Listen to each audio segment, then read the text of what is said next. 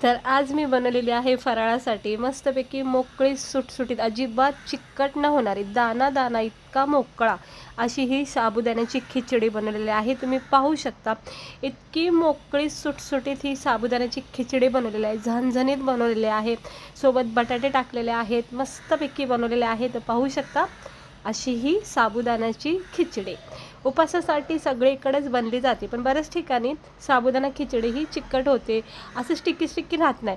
त्यामुळे ना आज मस्तपैकी मी तुम्हाला ही साबुदाण्याची खिचडी बनवून दाखवलेली आहे, तर नक्की बघा। तर इकडे मी भरपूर सारे म्हणजे 1 वाटी शेंगदाणे भाजून ठेवते।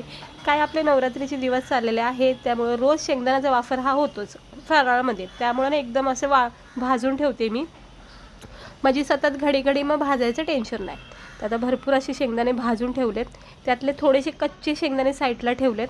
त्यानंतर इकडे बघा मी मिरच्या घेतल्या, तिखट बनवायचे मला, आणि 1 चमचा जिरे घेतलेत, आणि हे 1 मोठा बटाटा ना स्वच्छ धुवून असं बारीक कट केलेत। आपण ह्या खिचडीमध्ये बटाटे वापरणार आहोत। आणि हा बघा, हा 1 वाटी साबुदाणा मी मस्तपैकी रातभर भिजत ठेवला होता, इतका छान फुलून निघाला आहे, तुम्ही पाहू शकता। हे बघा इतका मस्त नरम सॉफ्ट झाला आहे। रात्री भिजत ठेवायचं, स्वच्छ धुवून घ्यायचा, आणि मग असं थोडंसं पाणी त्याच्यावर टाकून मग रातभर भिजत ठेवायचं, इतका भारी फुलला जातो। तर तुम्ही पाहू शकता साबुदाणा किती भारी फुललेला आहे। आणि हे शेंगदाणे झाले आहेत भाजून, हे सगळे काढून घेते, आणि याच्यातले थोडेसे लागणार आहेत आपल्याला एक कूट करायचा। बाकीचे शेंगदाणे आपण रोज फराळाचं वेगवेगळं बनवतो, त्यामध्ये उपयोगी पडतात। आता हे सगळे शेंगदाणे भाजून घेतलेले आहेत। कढईमध्ये थोडंसं तेल किंवा तूप टाकायचं, तिकडे मी तेल वापरते, तुम्ही तूपसुद्धा टाकू शकता। तर इकडे आपण 1 चमचा जो जिरा घेतलेला आहे तो याच्यामध्ये टाकून घ्यायचा, पण त्याआधी थोडेसे शेंगदाणे फ्राय करून घेऊया। हे शेंगदाणे आपल्याला थोडे वर टाकायचे खिचडीवर, तर याला चांगलं खरपूस भाजून घ्यायचं स्लो गॅसवर, तोपर्यंत आपण हा शेंगदाण्याचा कूट करूया। आता हे बघा भाजलेले शेंगदाणे आहेत ना, त्यामध्ये थोडेसे शेंगदाणे घेतलेले आहेत, आणि ह्या मिरच्या, ह्या बारीक मिरच्या आहेत, पण तिखट आहेत, कारण साबुदाण्याची खिचडी म्हटले ना तर मला तिखटच आवडतील, तुम्ही कमी तिखट करू शकता। त्यानंतर इकडे मी 1 अर्धा चमचा जिरे टाकलेत, बाकीचे जिरे आपण नंतर वापरणार आहोत। आता याचा कूट करून घ्यायचा, तर मी शेंगदाणे, मिरची आणि जिरेचा कूट करते। आपले हे शेंगदाणे सुद्धा चांगले भाजून निघलेत, हे काढून घेऊया। तर जास्त काय करपवायचं नाही, याला व्यवस्थित भाजले गेलेले आहेत। आता हे काढून घेऊया, थोडासा रंग चेंज झाला की काढून घ्यायचं, आणि उरलेले जिरे तेलामध्ये किंवा तुपात टाकून घ्यायचं आणि परतून घ्यायचं। स्लोच गॅस ठेवायचा, सगळी खिचडी होईपर्यंत गॅस स्लोच ठेवायचा, अजिबात फास्ट नको आहे। थोडेसे जिरे तडतडून झाले की कच्चा बटाटा जो घेतलेला आहे कट करून तो याच्यामध्ये फ्राय करून घ्यायचं। काय होतं, हा बटाटा जो आहे तो कच्चा आहे, शिजून पण घेऊ शकता, पण मी इकडे कच्चा घेतला आहे। आता ह्याला नरम सॉफ्ट करायचं आहे सुरुवातीला, म्हणून झाकण ठेवून 1-2-3 मिनटं याला चांगलं नरम सॉफ्ट करायचं, लगेच होऊन जातो, फक्त झाकण ठेवायचा, वाफेवर हे नरम सॉफ्ट पडले जातात। याच्यावर जोपर्यंत डागं पडत नाहीत, असे थोडेसे करपले जात नाही ना, तोपर्यंत ह्याला ठेवायचं। बारीक फोडी करू शकता तुम्ही, मोठ्या करू शकता, म्हणजे पातळ उभे काप करू शकता बटाट्याचे। आता हे नरम सॉफ्ट होत चाललेले आहेत, बस 1-2-3 मिनटात तर होऊन जातात। आणि हा कूटसुद्धा आपला शेंगदाणे, मिरची आणि जिऱ्याचा तयार झालेला आहे, पाहू शकता। जरा जाडसर ठेवले, मिक्सरमध्ये सुद्धा तुम्ही हे बारीक करू शकता, पण मी हे उखळमध्येच केलेलं आहे। याच्यामध्ये जरा जाडसर पण असलं की खाताना मस्त वाटतं। आणि हा साबुदाणा पाहू शकता तुम्ही, साबुदाणा किती छान झालेला आहे। चला आता आपण बनवून घेऊया खिचडी। हे तळलेले शेंगदाणे, हे साबुदाणा भिजलेला, आणि आपण वाटण केले बघा। आता हे बटाटे तुम्ही पाहू शकता किती छान असे भाजले गेलेले आहेत तेलामध्ये, कमी तेलातच भाजलेत मी, पण अगदी नरम सॉफ्ट झालेले आहेत। आता साईडला थोडेसे बटाटे साईडला करून इथं परत तूप किंवा तेल टाकायचं, आणि याच्यामध्ये जे आपण वाटण केलं ना शेंगदाणे, जिरे आणि मिरचीचं, ते टाकून घेऊया।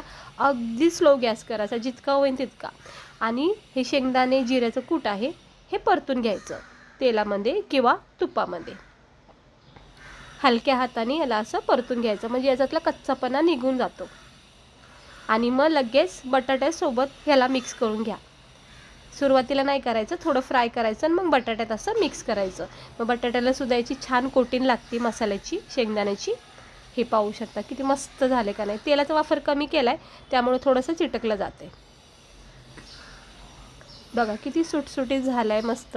चवीनुसार मीठ इथं ह्या स्टेजवर टाकून घ्यायचं, म्हणजे कसं साबुदाण्याला व्यवस्थित बसतं. नाही तर साबुदाण्याच्या वर जर मीठ टाकलं ना तर मग ते कमी जास्त कुठे खाता वेळेस लागणार. आता हे चांगलं मिक्स झालेलं आहे. भिजवलेला सगळा साबुदाणा आपण याच्यामध्ये टाकायचा. पाण्याचा एक अंश याच्यामध्ये राहिला नाही. किती मोकळा सुटसुटीत असा हा साबुदाणा भिजून निघलेला आहे, कारण मी याला भरपूर वेळापर्यंत भिजत ठेवलेला आहे. मोकळी सुटसुटीत जर खिचडी पाहिजे असेल तर साबुदाणा हा 5-7 तास तरी भिजत ठेवा. धुवून घ्यायचं आणि थोडीशी एक लेअर इतकंच पाणी ठेवायचं, मग ते सगळं पाणी सोकलं जातं आणि मग परफेक्ट साबुदाणा फुलला जातो. आता व्यवस्थित बघा मिक्स करून घेतलं सगळं बटाटे वगैरे, आणि फक्त ते थेंबभर पाणी टाकायचं बस, जास्त नाही टाकायचं. नाही टाकलं तरी हरकत नाही, पण मी टाकते. ऑप्शन आहे, तुम्ही टाकू नाही शकत, म्हणजे नाही टाकलं तरी चालेल. आणि असं झाकण द्यायचं, 1-2 वाफा घ्यायच्या. हे बघा अशा वाफ्याने तो साबुदाणा कसा फुलला जातो, सुरुवातीपेक्षा सुद्धा चांगला फुलला जातो. इकडे आपण तेलाचा वापर कमी केला त्यामुळं थोडासा चिटकला जातो, हरकत नाही. पण तुम्ही साबुदाणा आपला बघू शकता किती मस्त मोकळा सुटसुटीत ही साबुदाण्याची खिचडी तयार झाली. वरून तळलेले शेंगदाणे, भरपूर सारी कोथिंबीर टाकायची, हवं तर तुम्ही 1 चमचा साखर, लिंबू रस टाकून मस्त चटपटीत आंबट गोडाचा सुद्धा याचा स्वाद लागतो. पण मी काहीच टाकलं नाही, मी तुम्हाला ऑप्शन देते. आता चांगली मिक्स झाले आणि पाहू शकता तुम्ही आपली ही खिचडी किती भारी दिसायला लागली आहे. झाकण ठेवते आणि 1 वाफ देते, मग गॅस बंद करायचा. बस आता 1 वाफ झाली आणि साबुदाणा पाहू शकता तुम्ही, ह्याचा आकार किती म्हणजे असं फुलला गेला आहे आणि मोकळी सुटसुट झाली, कुठेही चिकटपणा नाही आहे. हे बघा दाना दाना साबुदाण्याचा कसा असा मोत्यासारखा खळखळतो, एकदम भारी वाटतोय का नाही. हे बघा बटाटे किती छान नरम सॉफ्ट झालेले आहेत, परफेक्ट झालेले आहे. आणि अशी नक्की करून बघा, खूप भारी लागते. फक्त साबुदाण्याला जेवढा जास्त वेळ येईल तेवढा द्या, जेणेकरून मस्त फुलला जातो साबुदाणा. हे बघा मस्त झाला का नाही. चला आता आपण ह्याला ना गरमागरम प्लेटमध्ये काढून घेऊया. तर आज हा नवरात्रीचा दुसरा दिवस, तर आज मी बेत केलेला आहे फराळाचा साबुदाणा खिचडी. तुम्ही पण नक्की करा आणि अशा पद्धतीने करा, खूप भारी बनते आणि टेस्टसुद्धा भारी लागते. ही कोथिंबीर अशी टाकायची, वरून लिंबू पिळू शकता, थोडीशी साखर टाकू शकता आणि चहासोबत याचा आस्वाद घ्या, खूप भारी लागतो. तर साबुदाण्याची खिचडी बघा किती मोकळी सुटसुटीत झाली, तुम्ही पाहू शकतात. बटाटे पण नरम सॉफ्ट झालेले आहेत. आणि बस ह्या झालं आपलं फराळाचं ताट तयार. वेगवेगळ्या फराळाची रेसिपी तुम्हाला मी दाखवत राहीन. व्हिडिओ बघा, चॅनलला सबस्क्राईबर करा छान छान रेसिपी बघण्यासाठी. आणि ही बघा आपली साबुदाण्याची खिचडी परफेक्ट टेक्स्चरची झाली का नाही. खाता क्षणी इतकी भारी वाटली मला. जवळच मी ही पहिला घास याचा घेतला ना, खूप छान स्पायसी झणझणीत लागली. वरून जर लिंबू पिळालं असतं ना तर अजूनही जास्त याची चव वाढली असती. तुम्ही नक्की वरून लिंबू वगैरे पिळून ही साबुदाण्याची खिचडी करून बघा. हे बघा मस्त झाली का नाही. आता ही अशी नक्की करून बघा. चला आता मी भेटते तुम्हाला पुढच्या रेसिपीमध्ये. आजची ही आपली साबुदाण्याची खिचडी आवडली असेल तर करून नक्की बघा. हे बघा मस्त झाले का नाही, बटाटे छान नरम सॉफ्ट झालेत आणि परफेक्ट अशी ही आपली साबुदाणा खिचडी फराळासाठी सगळ्यांचीच आवडीची. एकदम मोकळी सुटसुटीत आणि नरम सॉफ्ट असा हा साबुदाणा, म्हणजे अजिबात कचकच वाटणार नाही, असं कडक वाटत नाही. छान प्रकारे भिजवल्यामुळं तो नरम सॉफ्ट असतो, त्यामुळं नक्की भिजवून घ्या चांगला. आणि कशी वाटली तुम्हाला आपली ही रेसिपी साबुदाण्याची खिचडी नक्की सांगा मला. चला भेटते मी तुम्हाला पुढच्या व्हिडिओमध्ये एका अशाच छानपैकी फराळाच्या रेसिपीसोबत. स्वस्त राहा, मस्त राहा आणि फराळाला असं चांगलं चांगलं करून खा. आणि पुन्हा एकदा नवरात्रीच्या सगळ्यांना शुभेच्छा.